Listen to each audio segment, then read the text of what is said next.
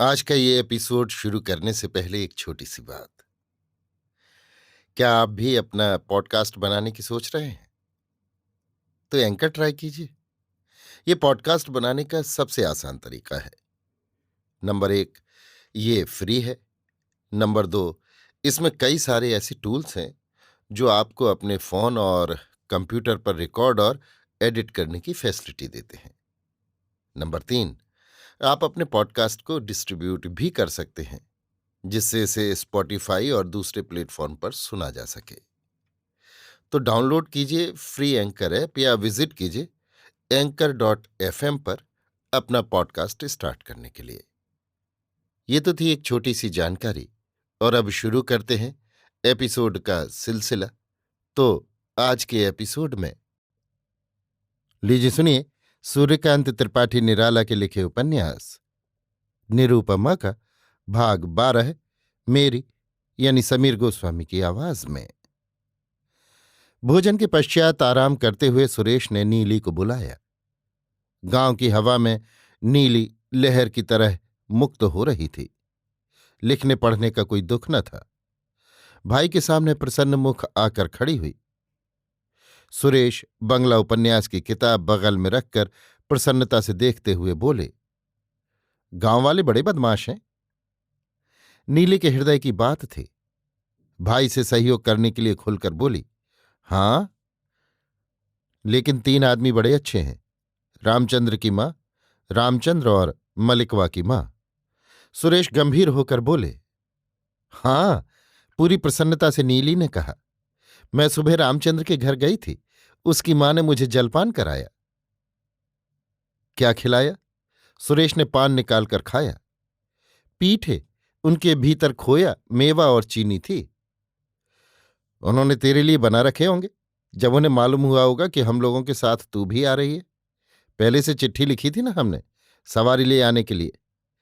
हां दादा। नीली हवा की तरह निर्विरोध बहती हुई जैसे बोली। रामचंद्र को फिर मुझे छोड़ाने के लिए साथ भेजा और दीदी को कल बुलाया है। सुरेश और गंभीर हो गए, पर चेहरे से मुस्कुराते रहे। पूछा, तू अकेली चली गई?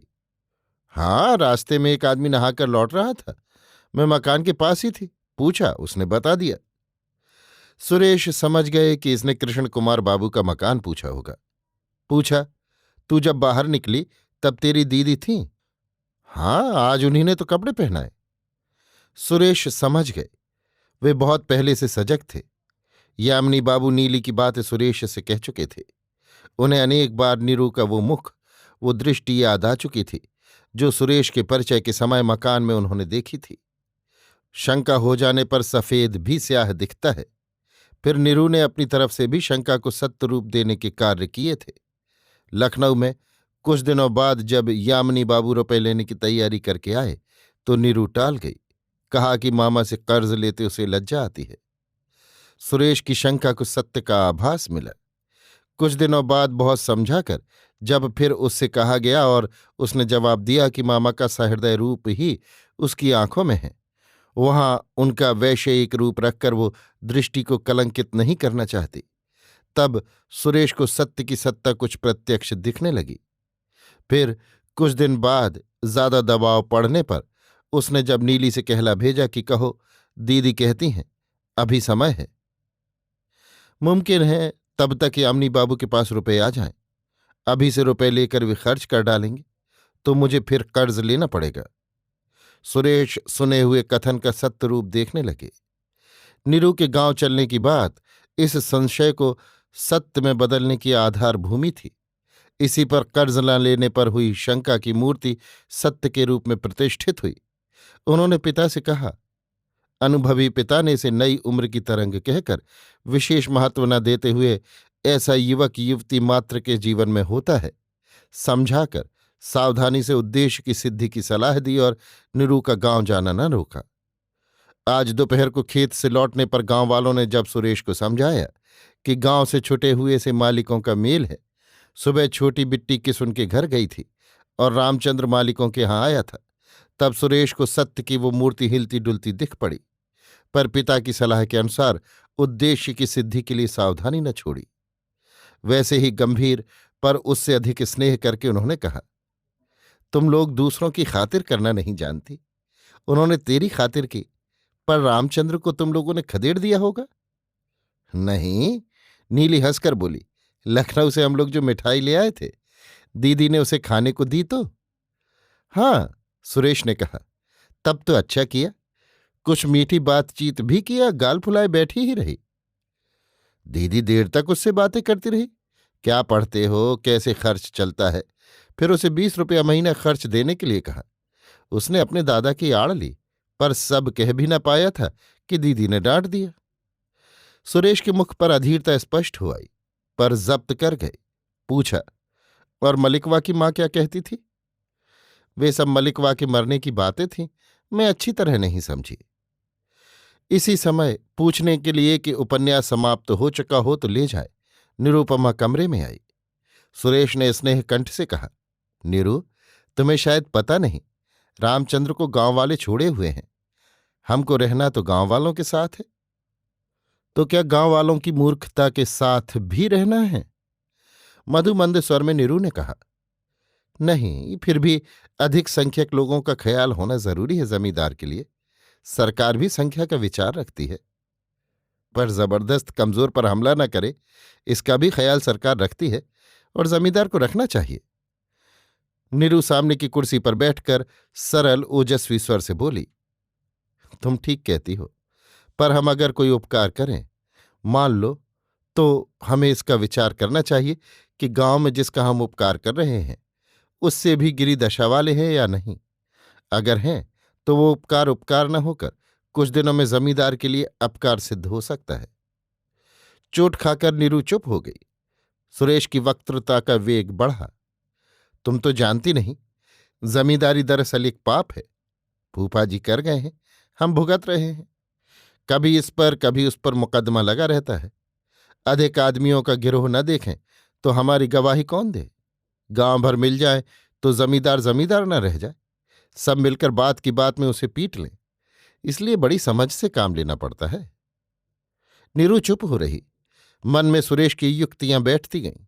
सुरेश कहते गए, अब तुम्हारे आने की खुशी में यहां ब्राह्मणों को भोज देना है। 5-6 दिन के अंदर अंदर करने का विचार है। कह दिया है कि बड़ी अच्छी सगाई है। चूंकि यहां से विवाह नहीं हो रहा, इसलिए इसे तिलक का भोज समझो। बहन, दुनिया बड़ी टेढ़ी है, गांव वालों को मिलाकर रहना पड़ता है। अपने से बड़े की बात मानकर चलो तो सारे देवता प्रसन्न होते हैं। कहा भी है, इस समय याद नहीं आ रहा। पितरी प्रीतिमापन्ने प्रियंते सर्वदेवता, कहकर बड़े कष्ट से नीरू ने हंसी को दबाया। सुरेश संस्कृत के किनारे से न गुजरे थे।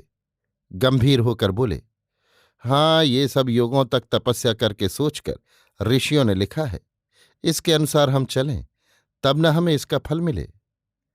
निरूपमा कुछ देर सांस तक रोके बैठी रही। सोचा, ये स्नेह का फंदा है। मन ही मन ऊपर उड़ती हुई इस पाश को पार कर जाना चाहा, पर सब जगह इससे अपने को बंधी हुई देखा। कुमार को चाहती है, पर वो पहुंच से बाहर है। समर्थ मन बराबर पहुंच से बाहर की चीज लड़कर भी लेना चाहता है। वो मानसिक समर करती है, पर अपनी संस्कृति से आप परास्त हो जाती है। मामा भाई आदि के प्रति हुए स्नेह और संस्कारों के मायाजाल में बंध कर नहीं बढ़ पाती। कुमार भी हर तरह उसकी पहुंच से बाहर है। अंत में पहले की तरह निश्चय बंध गया। एक सांस छोड़कर यथार्थ ही कमजोर होकर समझी, मेरे लिए यामिनी ही है, सुबह का कुमार नहीं। बात यह है, सुरेश बाबू नीरू का मतलब दूर तक लगाते हुए बोले, हम अकारण दूसरे के लिए क्यों सरदर्द लें? अपनी दवा कर लेंगे, संसार ऐसा ही है। नीरू गंभीर होकर उठकर चल दी। सुरेश देखते रहे। फिर नीली से कहा, नील, अपनी दीदी से कह दे कि दादा ने जब सुना कि रामचंद्र के लिए नीरू ने 20 रुपया महीना वजीफा बांध दिया है, तब कहने वाले से कहा कि जो दान दिया जा चुका है वो वापस नहीं लिया जा सकता। अब आगे से ऐसा ना होगा। और कृष्ण की माँ ने बुलाया है तो जाना चाहिए। आहा, बेचारी को गांव वाले कितना सताते हैं। आज कुएं से पानी भरना भी बंद करवा रहे थे। तेरे सामने ही डांटा था ना मैंने गुरुदीन को। नीली खुश होकर चली तो बुलाकर पूछा, पान तो है ना काफी? नहीं तो आदमी भेजकर बाजार से मंगा लिए जाएं। अभी समय है, आज शायद गांव की औरतें नीरू से मिलने आएंगी। अभी आप सुन रहे थे सूर्यकांत त्रिपाठी निराला के लिखे उपन्यास निरूपमा का भाग 12, मेरी यानी समीर गोस्वामी की आवाज में।